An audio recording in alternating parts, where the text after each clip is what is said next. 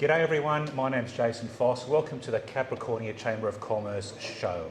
And I'm calling it show rather than podcast this time because we're recording this, there'll be a video about, so if you're hearing this then you'll just have to pretend you can see us here at Cocoa Brew having a beer this afternoon. And if you are happy to be watching us, well, there they are in front of us. With me as usual, President Phil Henry. How are you, Phil? Very well, thanks, Jason. I've got to say, this location and this time slot really works for me. I think this could kind of be a regular thing. What do you reckon? But has it got something to do with maybe having a cold? Oh, no, nothing to do with the beer at all. Nothing like that. No, nothing at all. We are modelling ourselves on the front bar, folks, if anybody's watched the front bar. So. Yeah, they've managed to put aside a corner in the whiskey bar here for us. Indeed, yeah, we're in the whiskey bar. Hopefully it's not echoing too much, but we'll find out how this sounds when we're finished. Indeed.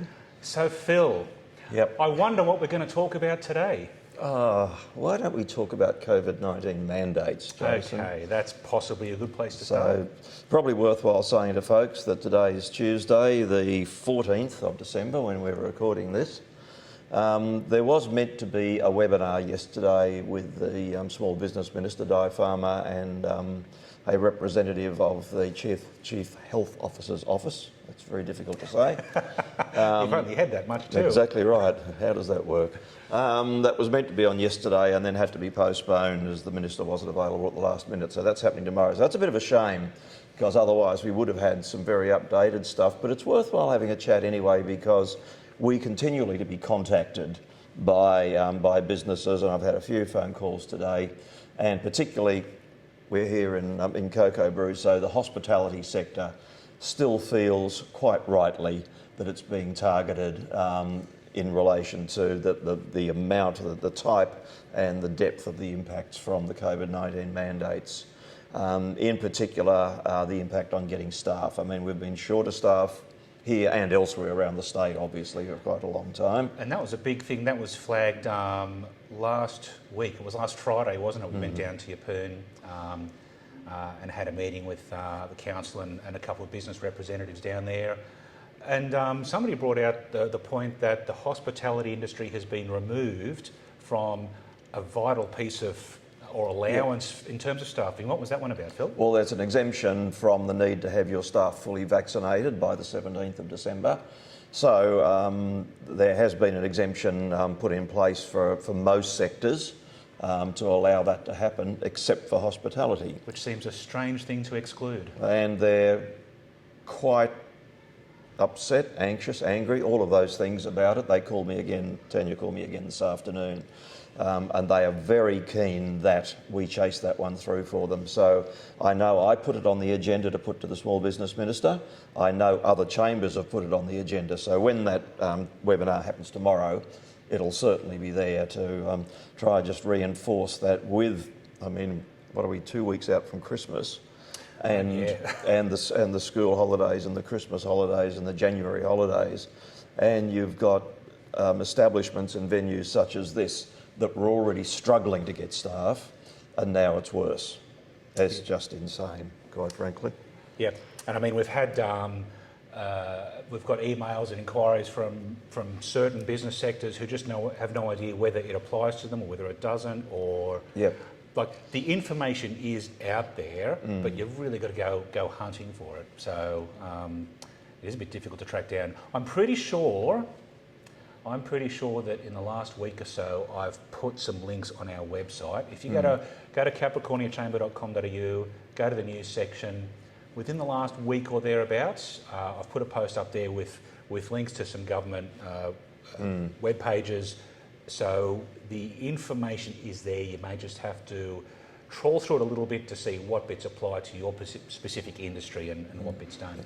There were some changes made last week which were touted as big wins for the small business sector. If you end up with a COVID case, you don't have to do a deep clean, you only have to do a clean. Shorter periods of restricted activity and that sort of thing, but it's very bitty.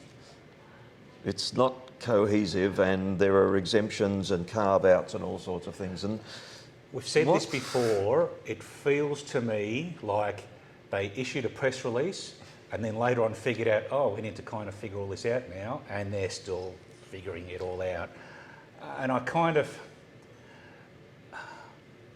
like COVID is newish for everybody now, but it's happened in Victoria and it's happened in New South Wales, who've both been open for much longer than us. They shouldn't really need to be reinventing the wheel here. Exactly right. And that's something I heard this afternoon.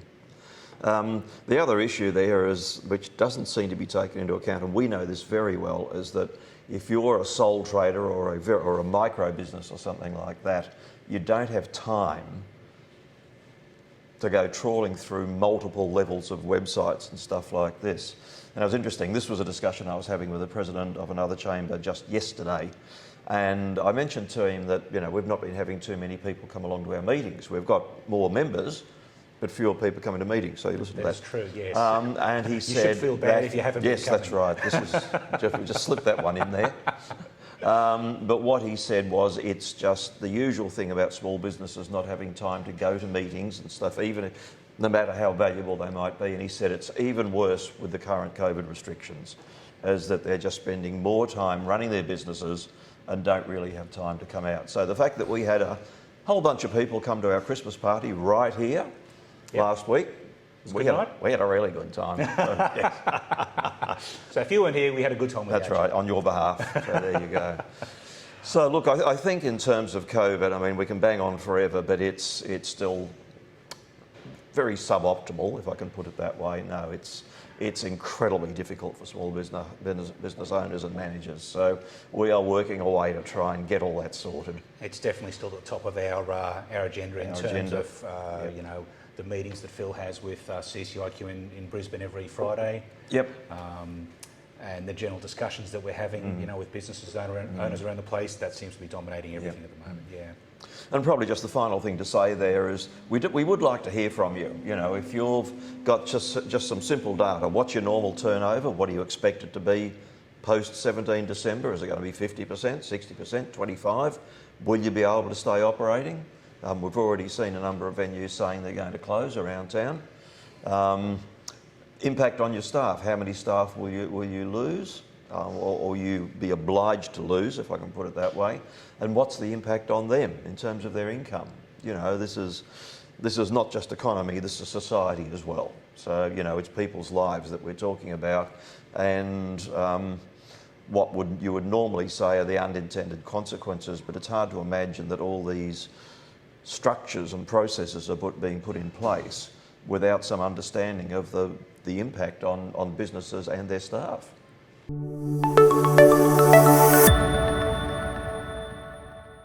Now, Phil, the last time we did this podcast was just before the Best in Business Awards. Yep. And of course, they've happened now in the meantime. The dinner was held at the end of last month. Pretty good night, I've got to say. It was a bloody brilliant night, mate, there at Cordy's, so thank you to Bill and the team. How did you pull up on Sunday morning? Oh, it was a little dusty, I have to say. It was a good night. Had taken the precaution of booking a room there at Cordy's, so no, it was all good. Wise choice. So, yeah, it was a packed room, sell-out crowd. I think everyone had a great time. There was a really good buzz in the air, yeah. Yeah, no, indeed. We've seen lots of photos, everybody was having a good time. And a couple of comments that have been made, certainly a couple that were made to me, that it wasn't what you might call the usual suspects amongst the list of winners. There were some quite surprising ones there, I think. Good to see variety and some new names and new faces, yeah. Indeed, and I mean that's a reflection on the hard work that the judges did to have a really good look at the applications and talk to the applicants and dig underneath the surface there. So, I mean, I think the standout ones there were those who won the awards for the best response to the restrictions that were applied to business. Best response to COVID. To COVID-19, yep. Also known as the Pivot of the Year. Pivot of the Year, Indeed. yes. There we go, we've got it in. And does that mean drink? It should do, yes, drink, yes. So, so there was a co-winners for that one. So there was Bandara Kindergarten and the Rocky Sports Club were joint winners. They ended up tied to win that award, which is great to see. And then the People's Choice ended up going to the Bungalow. The Bungalow, so it's a newish cafe restaurant down there on the waterfront in Yeppoon, doing really good business. Nice fit out. I've eaten there a couple of times, so great food, good coffee, cold beer. I still have not. I'm going to have to get that onto my to-do list. There you go. all these things. So, Yes, yeah. so that's how we go. We have been asked by Capricorn Enterprise, would we go in jointly with them again next year to host it again and put it on, which we've said, of course we will. Of course we will, yeah. And yeah, we'll probably do some things a little differently and what all, but I mean, as the first awards to be conducted for quite some years here in this part of the world, we are very happy with how it all went off, and really happy to partner with Capricorn Enterprise. Certainly for me personally, I think it's important for our business and community to see the representative organisations working together to do things, which we do with Cap Enterprise and also with Advanced Rocky. Yeah, and I think, you know, if we think about in the previous section, we were talking about the impacts of COVID and some very real, you know, mental health issues on the horizon with that one. You've got to celebrate your wins. You really do have to celebrate your wins every now and then. And we can't really practically hold more than one award ceremony a year, but definitely that's sort of the least we can do to help the CQ business community celebrate their wins. But I guess just something to put on your to-do list as well is if you have a good week or a good day or you have a bit of a victory somewhere, celebrate the wins. Like, that's really important. Yeah, no, good for you, good for your staff. And maybe stick them in a journal or something like that, so that when you come to do your applications for the 2022 awards, you'll have a record there and you won't have to spend so much time thinking about what you did. Yep. So definitely keep your eyes peeled for that one. You know, probably, I suppose, I'm preempting every discussion that we've had with Cap Enterprise, but assuming we'll run at a similar time of the year again next year. So I'll be looking at starting to collect applications for that. Probably around August-ish, I guess. Yeah. Maybe a little bit earlier, but be ready for that. Have your little things filed away, ready to go. It'll make that application process that much easier. And as soon as we advise a date for the big night, stick it in your diary and make a booking. And book your tickets early too, because as I said, like the one we just had was a sellout, so I'd expect nothing less next year. Exactly right.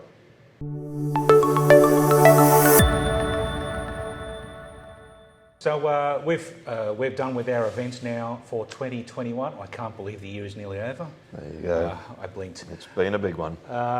And we're taking a break in January in terms of events. I mean, there'll still be stuff going on as far as the actual Chamber of Commerce is concerned, but in terms of events, we've got a break in January.